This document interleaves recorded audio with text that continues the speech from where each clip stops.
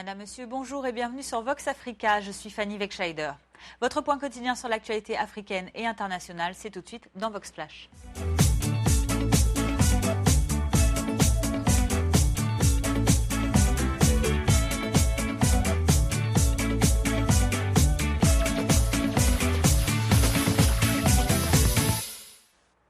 Ouvrons notre flash information de ce vendredi 23 octobre avec la fin de la campagne électorale en Côte d'Ivoire. C'est ce dimanche que les électeurs seront attendus aux urnes pour élire leur futur président ou future présidente. Car oui, parmi les candidats, il faut compter avec la candidate indépendante Jacqueline Kouangoua. À 44 ans, celle qui exerce le métier d'imprimeuse se décrit comme la candidate des cœurs meurtris et d'une population fragilisée et fatiguée par la crise ivoirienne causée par la classe politique actuelle. Mère de 6 enfants et grand-mère de 2 petites filles, la candidate, toujours élégante dans ses pagnes traditionnels ivoiriens, a lancé sa campagne depuis sa ville de résidence d'Aloa, une ville située au centre-ouest du pays et la 3e ville de Côte d'Ivoire. Madame Kouangoua en est à sa première campagne présidentielle. Pour remporter le scrutin, elle a un message qui s'adresse en priorité aux femmes. Écoutez. Je donne un message de paix, un message de solidarité, un message d'amour entre les Ivoiriens, tous ceux qui sont sur la terre ivoirienne, qui puissent s'entendre pour qu'on puisse développer la Côte d'Ivoire. Surtout, je mets encore l'accent sur les femmes parce que 60% de la densité ivoirienne est composée de la femme. Et c'est des femmes qui ont été beaucoup touchées. Et c'est pour cela que je dis aux femmes, nous allons les financer pour qu'elles puissent travailler. Dieu va toucher leur cœur pour qu'ils aillent me voter parce qu'ils sont fatigués des hommes, parce que les hommes aiment bien la guerre. C'est pour cela que j'ai la clé de la poudrière. La clé se trouve dans la main des femmes, dans le panier des femmes. Donc il n'y a plus de guerre en Côte d'Ivoire, c'est fini, c'est fini. Nous savons que nous allons arriver au palais et nous allons faire assez de choses pour les femmes et pour les jeunes. Nous sommes convaincus, nous savons que nous allons gagner cette élection. Et dans les rangs des supporters de la candidate ivoirienne, l'enthousiasme est également de mise. Écoutez ces quelques déclarations.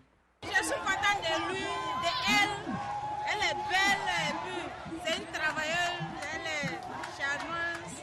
C'est pour elle que je vais voter, sinon je n'allais pas voter. Votez Jacqueline! Votez Jacqueline! Le président du Mali, Ibrahim Boubacar Keïta, a continué hier sa visite officielle de 2 jours en France. Après Paris et le palais présidentiel de l'Élysée, M. Keïta s'est rendu à Douaumont, près de Verdun, dans le département de la Meuse. Là-bas, de nombreux soldats africains, dont des Maliens, ont versé leur sang pour la liberté de la France lors de la Première Guerre mondiale notamment. Le chef d'État malien leur rendait hier hommage, accompagné du secrétaire d'État aux anciens combattants, Jean-Marc Todeschini. Sous une légère pluie, le président Ibrahim Boubacar Keïta a d'abord passé en revue les troupes avant de se recueillir sur la tombe d'un compatriote enterré au cimetière chrétien. M. Keïta a ensuite rendu hommage à 51 autres Maliens enterrés, eux, dans le carré musulman.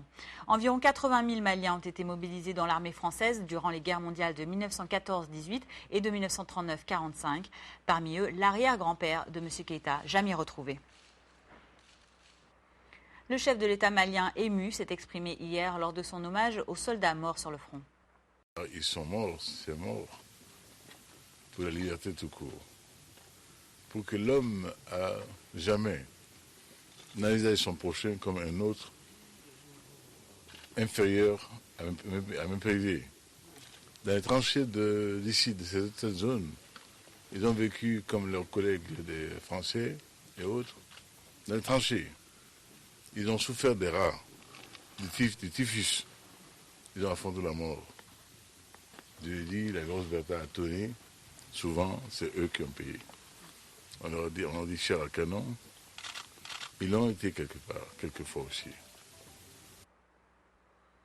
Les drogues en Afrique de l'Ouest, c'est le sujet du rapport présenté hier jeudi par le président du Cap-Vert, Pedro Pires, à Lomé au Togo.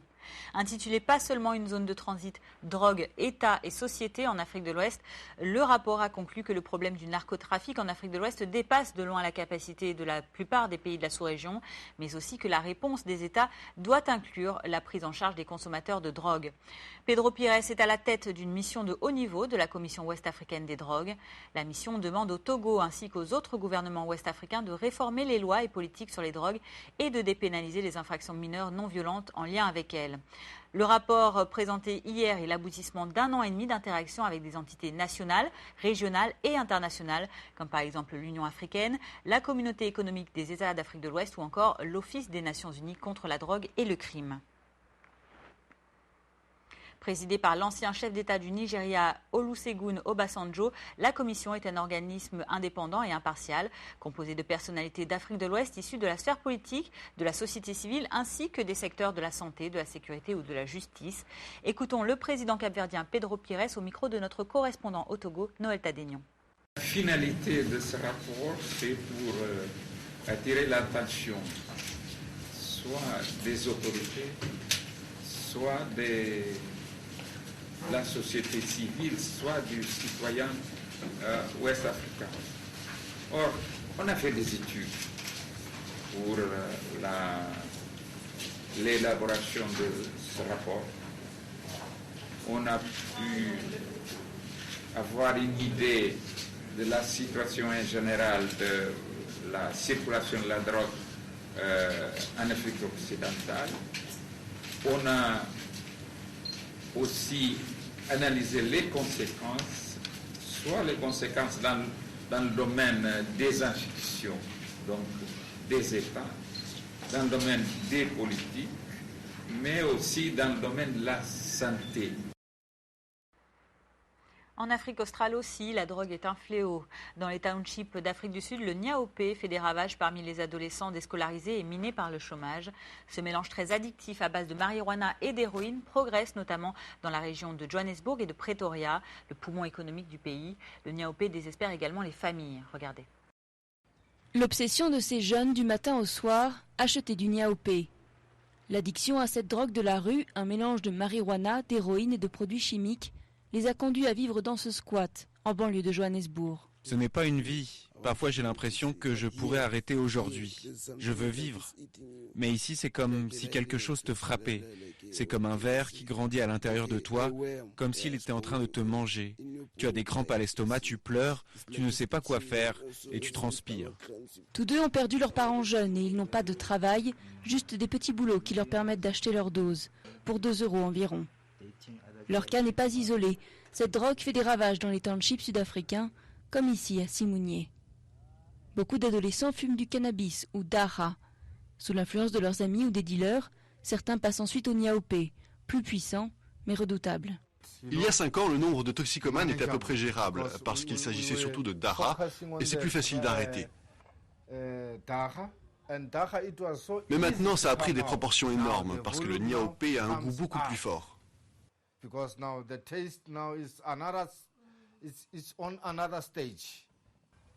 Les jeunes qui deviennent accros au niaoupé désertent l'école.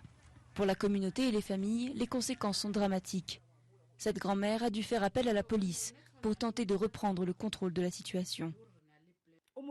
J'ai essayé d'expliquer à la police qu'il était drogué, qu'il cassait tout.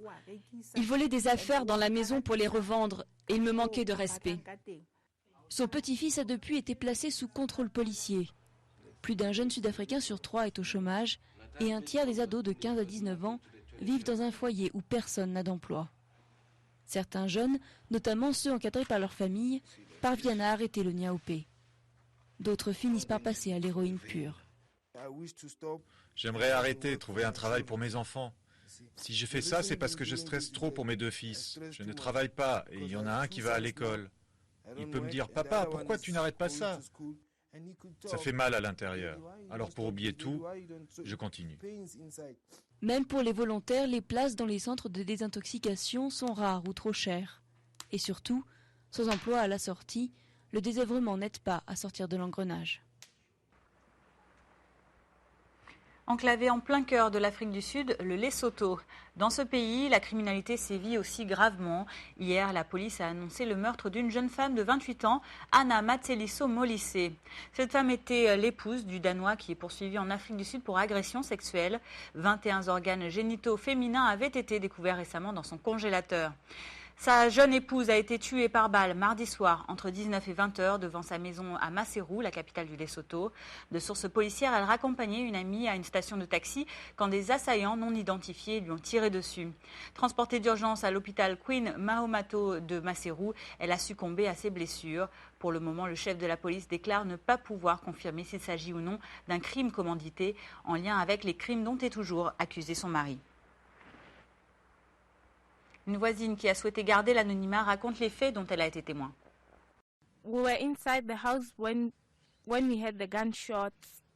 Nous étions dans la maison quand nous avons entendu des coups de feu, à peu près 7 ou 8 coups de feu. Au début, on a eu peur de sortir jusqu'à ce qu'on entende des voix et nous nous sommes dit qu'on pouvait sortir. Quand nous sommes arrivés sur les lieux, la femme était allongée. Elle était avec une autre femme et des enfants. Ils nous ont dit que la femme qui était allongée l'accompagnait et que c'est à ce moment-là que 2 hommes sont arrivés et leur ont tiré dessus. Je l'ai juste vue allongée. Elle avait mal, elle criait à l'aide. Elle avait beaucoup de sang sur le ventre. Des gens sont arrivés et ont appelé une voiture. Elle a été emmenée à l'hôpital. Terminons notre flash information en Afrique du Nord avec cette manifestation hier à Rabat en soutien à Mati Mondjib, un défenseur des droits de l'homme. Après le communiqué samedi de 50 organisations marocaines solidaires de Mati Mondjib, c'était hier au tour de nombreux protestataires de battre le pavé de Rabat pour soutenir cet historien et président de l'association de défense de la liberté de la presse Liberté Maintenant. Monsieur Mondjib est en grève de la faim depuis le 7 octobre. C'est le jour où à l'aéroport il a été interdit de quitter le territoire alors qu'il devait se rendre en Norvège pour un colloque scientifique. La police de Casablanca l'aurait alors interrogé et lui aurait demandé, je cite, des accusations offensives dont celle d'avoir été payé pour ses opinions. Réhospitalisé lundi, son état de santé s'aggrave. Et parmi les manifestants qui étaient présents hier à Rabat, quelques figures politiques ont tenu à exprimer leur inquiétude. Il est connu parmi les rares universitaires et journalistes qui font un travail complet dans la société et c'est clair que nous traverserons une période où des gens ne veulent pas ce travail complet qui permet d'éclairer la société en cette période de transition démocratique. Ce qui arrive aujourd'hui préoccupe la communauté internationale qui a du mal à comprendre ce qui se passe au Maroc, qui se demande si le Maroc va vers un état de droit ou bien uniquement vers des institutions de façade et des rôles qui ne sont que transitoires. Voilà, c'est la fin de ce Vox Flash du vendredi 23 octobre. Merci à vous de l'avoir suivi. Je vous donne rendez-vous lundi pour votre point quotidien sur l'actualité. D'ici là, passez un très bon week-end. À lundi.